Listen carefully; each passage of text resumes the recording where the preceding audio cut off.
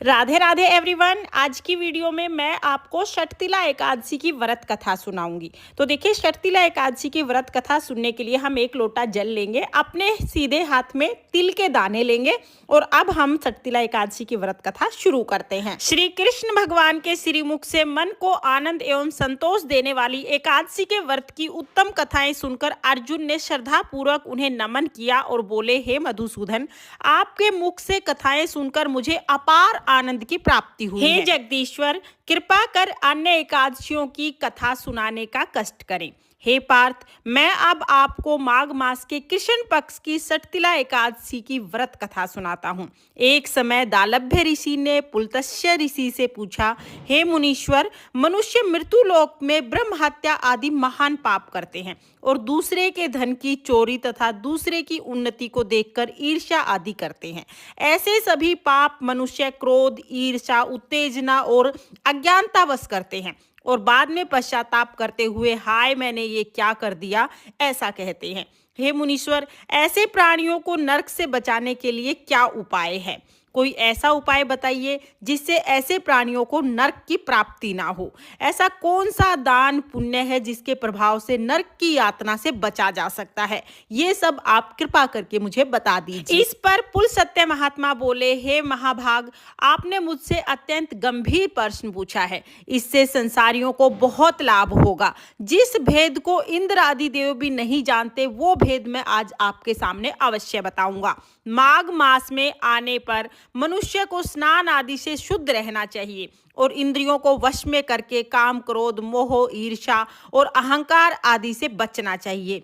पुण्य नक्षत्रों में गोबर, कपास, तिल मिलाकर कंडे बनाने चाहिए। उन कंडों से 108 बार हवन करना चाहिए। जिस दिन मूल नक्षत्र और एकादशी तिथि हो, तब अच्छे पुण्य देने वाले नियमों को ग्रहण करना चाहिए। स्नान आदि नित्य क्रिया से देवों के देव भगवान विष्णु का पूजन कीर्तन करना चाहिए। एकादशी के दिन व्रत करें और रात्रि को जागरण करें तथा हवन करें।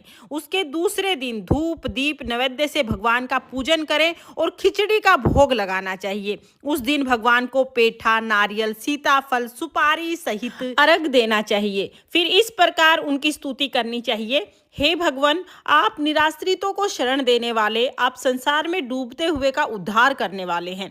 हे पुंडरीकाक्ष, हे कमल नेत्रधारी, हे विश्व विधाता, आप लक्ष्मी जी सहित मेरे इस तुच्छ अर्घ को स्वीकार करें। इसके पश्चात ब्राह्मणों को जल से भरा हुआ कुंभ तिल दान करना चाहिए। यदि संभव हो तो ब्राह्मणों को गो और तिल दान जरूर करना चाहिए।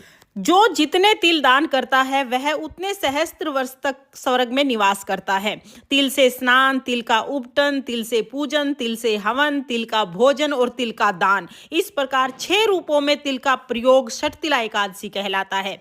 इससे अनेक प्रकार के पाप दूर हो जाते हैं। ऐसा कहकर पुलत्स्य ऋषि बोले, अब मैं एकादशी की कथा सुनाता हूँ।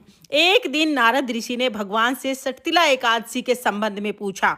वे बोले, हे भगवान, आपको नमस्कार है। षटतिला एकादशी के व्रत का पुण्य क्या है, उसकी क्या कथा है, सो कृपा करके कहिए। नारद की विनती सुनकर श्री विष्णु भगवान बोले, हे नारद, मैं तुमसे आंखों देखी सत्य घटना कहता हूँ, ध्यान पूर्वक सुनना। प्राचीन काल में मृत्युलोक में एक ब्राह्मणी रहती थी। वह सदैव व्रत किया करती थी। एक समय वह 1 माह तक व्रत करती रही। इससे उसका शरीर अत्यंत दुर्बल हो गया। वह अत्यंत बुद्धिमान थी, फिर भी उसने कभी देवताओं तथा ब्राह्मणों को निमित्त अन्न आदि दान नहीं किया। मैंने सोचा कि इस ब्राह्मणी ने व्रत आदि तो बहुत किए हैं और इसका शरीर भी शुद्ध हो गया है और इसको विष्णु लोक तो प्राप्त हो जाएगा, परंतु इसने कभी अन्न दान नहीं किया। अन्न के बिना प्राणी की तृप्ति नहीं होती। ऐसा सोचकर मैं मृत्यु लोक में गया और उस ब्राह्मणी से अन्न की भिक्षा मांगी। वह ब्राह्मणी बोली, हे महाराज, आप यहाँ किस लिए आए हैं? मैंने कहा, मुझे भिक्षा चाहिए। इस पर उसने मुझे एक मिट्टी की पिंडी दे दी। मैं उसे लेकर स्वर्ग आ गया।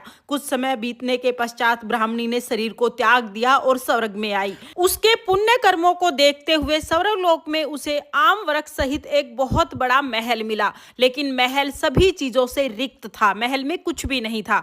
वह घबराई हुई मेरे पास आई और कहने लगी, हे भगवान, मैंने अनेकों व्रत आदि किए हैं, बहुत पूजा की है, परंतु मेरा घर वस्तुओं से रहित है। इसका क्या कारण है? मैंने कहा, तुम अपने घर जाओ और जब देव स्त्रियां तुम्हें देखने आए तब उनसे षटतिला एकादशी के व्रत का महत्व महात्म्य और पूजा विधि पूछना। जब तक वे तुम्हें ना बताएं तब तक द्वार नहीं खोलना। भगवान के ऐसे वचन सुनकर वह अपने घर को चली गई। जब देव स्त्रियां आई और द्वार खुलाने लगी तब वह ब्राह्मणी बोली, यदि आप मुझे देखने आई हैं तो पहले सठतिला एकादशी का महात्म्य कहिए। उनमें से एक देव स्त्री बोली, यदि तुम्हारी यही इच्छा है तो सुनो, मैं तुम्हें एकादशी व्रत और उसका महात्म्य विधि सहित कहती हूँ। जब उसने सठतिला एकादशी का महात्म्य सुनाया तब उस ब्राह्मणी ने द्वार खोला। देव स्त्रियों ने उसको सब स्त्रियों से अलग पाया। उस ब्राह्मणी ने भी देव स्त्रियों के कहे अनुसार सठतिला एकादशी का व्रत किया। इसके प्रभाव से उसका घर धन धान्य से भर गया। अतः हे अर्जुन, मनुष्यों को मूर्खता त्याग कर सठतिला एकादशी का व्रत करना चाहिए। इससे मनुष्यों को जन्म जन्म की आरोग्यता प्राप्त होती है। इस व्रत से मनुष्य के समस्त पाप नष्ट हो जाते हैं और उसे बैकुंठ धाम की प्राप्ति होती है। ये थी सठतिला एकादशी की व्रत कथा। इसके बाद हम एक गणेश जी की कथा जरूर सुनेंगे। तो चलिए मैं आपको गणेश जी की कथा सुनाती हूँ। एक गांव में गणेश जी का मेला लगा था। सब लोग मेला देखने जा रहे थे। एक छोटी सी लड़की ने भी हट कर लिया कि मैं भी मेला देखने जाऊंगी। उसकी माँ ने जाने से मना किया कि वहां पर बहुत भीड़ होगी, तुम कहीं गिर जाओगी, चोट लग जाएगी। लेकिन लड़की नहीं मानी। वो बोली मैं तो मेले में जाऊंगी। उसकी माँ ने 2 लड्डू और 1 घंटी पानी दे दिया। कहा 1 लड्डू और पानी गणेश जी को, बचा हुआ लड्डू और पानी तुम ले लेना। लड़की लड्डू और घंटी पानी की लेके मेले में चली गई। जाके गणेश जी के पास बैठ गई।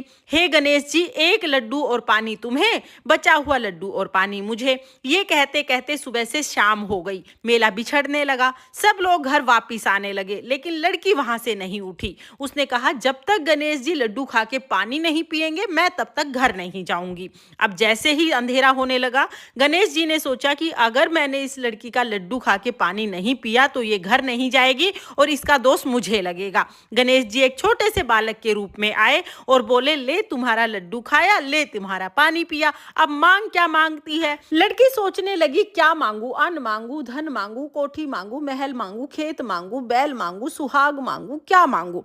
अब वो सोच ही रही थी। इतनी देर में छोटा सा बालक बोला, जो जो तुमने सोचा है वो सब हो जाएगा, अब तुम अपने घर चली जाओ। लड़की अपने घर आ गई। घर आके उसकी माँ बोली, बेटा तुमने तो बहुत देर लगा दी, इतनी देर कहाँ थी। वो बोली, माँ आपने ही तो कहा था कि गणेश जी को लड्डू खिला के पानी पिला के आना। मैं तो गणेश जी को लड्डू खिला के पानी पिला के आई हूँ। जैसे ही उसने ये कहा, जो जो लड़की ने सोचा था वो सब हो गया। उसका घर तो अन्न धन से भर गया। हे गणेश जी महाराज, जैसे आपने उस लड़की की इच्छा पूरी की वैसे सबकी सब इच्छाएं पूरी करना और सबके घर को अन्न धन से भर देना। ये थी गणेश जी की कथा। इस तरह से सठतिला एकादशी की व्रत कथा पूर्ण हो जाएगी। कथा सुनने के बाद जो हमने हाथ में तिल के दाने लिए हैं, ये हम गणेश जी को समर्पित करेंगे, विष्णु भगवान को समर्पित करेंगे और बचे हुए जो तिल के दाने हैं वो जल के लोटे में डाल देंगे और फिर हम जल का लोटा सूर्य देवता को अर्घ दे देंगे। तो ये थी सठतिला एकादशी की व्रत कथा। आपको ये कथा कैसी लगी कमेंट करके जरूर बताना। और हम महिलाएं घर में तीज त्योहार कैसे करते हैं ये देखने के लिए मेरे चैनल को सब्सक्राइब कर लेना। तो चलिए फिर मिलते हैं किसी और वीडियो में। तब तक के लिए जय श्री कृष्णा, राधे राधे।